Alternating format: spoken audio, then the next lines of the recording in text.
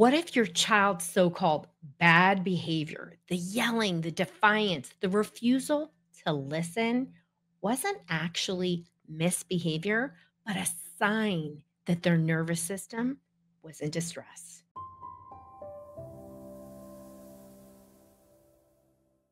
So many parents get stuck in the cycle of consequences and frustration when what their child really needs is regulation, not punishment. So let's talk about what's really going on beneath the surface and why, when that happens, it changes everything once you see it. What do we do with our dysregulated kids? Well, the first step in our comms protocol is to co regulate. As Tony would say, it's easy with the mouth, meaning it's so easy to say these things, but to actually put them into place is hard. And I have to honor that. But when we regulate first, this is how we start moving the dial actually in the easiest way possible, the most pleasant way possible for you and your child. This may be new to you. Maybe you come from generations of families where we aren't using positive reinforcement because guess what? That's the norm. Maybe you have a trauma background.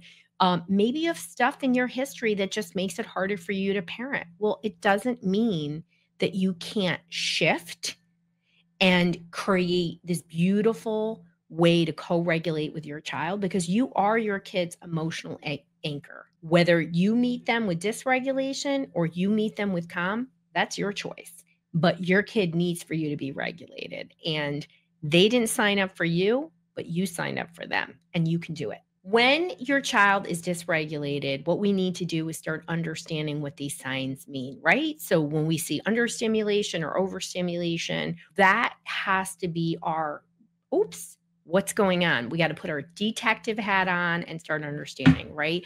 So we need to shift from what's going wrong with them to what's going on inside of them.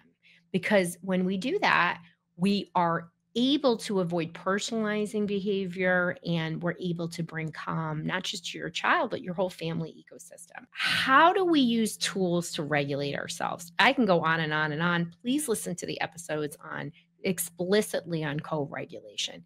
Quickest, easiest, and most free thing breath work, deep breathing, right?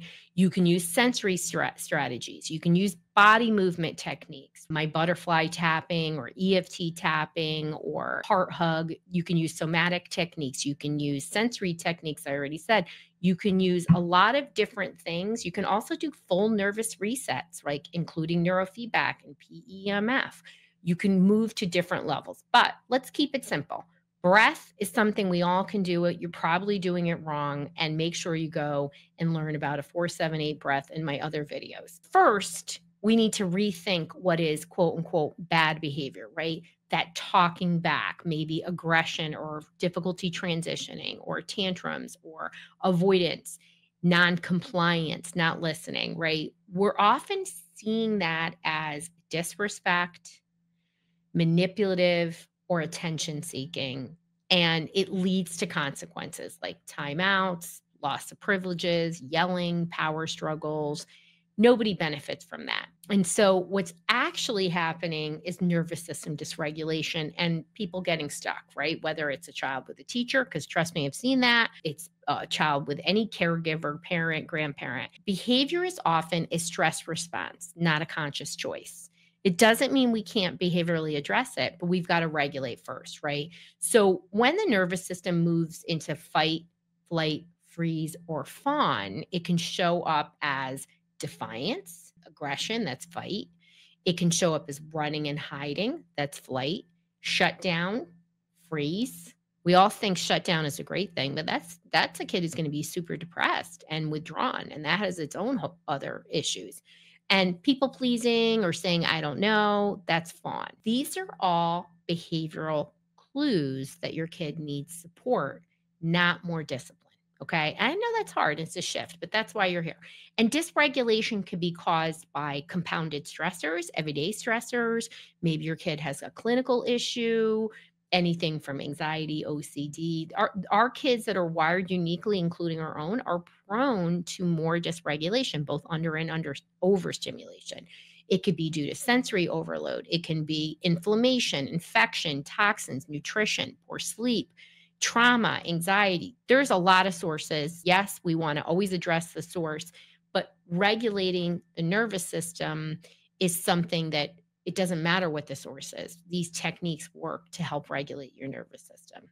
The quickest way is, again, breath work. You wouldn't punish a child for having a fever. So why do we punish them when their nervous system is on fire, right? Because that's what you learn to do, right? And we're here to break that cycle. So behavior is a communication, and when we decode it through the lens of regulation, we can respond with love and compassion and give our kids a love pause, a space for them to learn how to regulate themselves. You don't have to rescue. You don't have to constantly, get into these tussles with our kids. You are shifting, okay? And punishments backfire. They do. Why? The brain is dysregulated.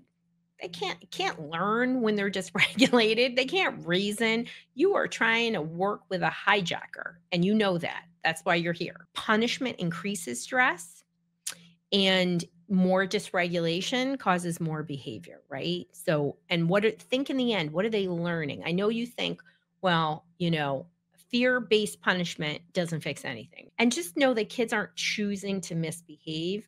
They're reacting from a place of overwhelm and disconnection. They're not learning at that moment because they're too disconnected. When kids start to regulate, I mean, it's a miracle. Like, I was talking to somebody this week, a little guy who is autistic, and just such great people, great family support system, great mom and dad, great, multiple sets of grandparents helping love up this little guy. Just to see the changes and the learning that's happening, like, just in weeks, because we're regulating their nervous system, is dramatic, right? And it's not just his nervous system that's getting regulated through neurofeedback, it's the family's nervous system is getting regulated. And so they can barely keep up with his ability to learn now. How awesome is that? Love what I do. So you want to reframe things, right? So behavior is not a parenting failure. It's not a reflection of you. It's a biological clue. So, if it was somebody else's kid, we wouldn't have all this emotional around this. We would feel differently. You have to focus on regulating and calming the nervous system for yourself, for your child, just like that little guy, and then teach the skills. And that's when everything starts to shift. Regulation leads to better connection between you and your child. It doesn't matter if your kid's 17, the more regulated you are, the more able you're to connect, able to accept hugs. Everything starts moving in that direction. Now, it's not a magic wand, but it creates a magical platform for all the other things to happen. You still have to teach the skills, even if you think, well, I've been saying it, Dr. Rowe, the whole time. Well, they were too dysregulated to absorb it. When we stop labeling kids as bad or disrespectful and seeing them as dysregulated, we can unlock real healing, real learning, real shifts. If you need support in identifying the behaviors or what your next steps are, that's exactly why I created my solution matcher. It's going to guide you to your next best steps wherever you are. It's going to give you a personalized recommendation, and you'll get good learning and you'll get some good stuff from us. Wherever you are, that's exactly where you need to be. So you're now learning. Now take that learning and put it into action and watch the shifts start to happen.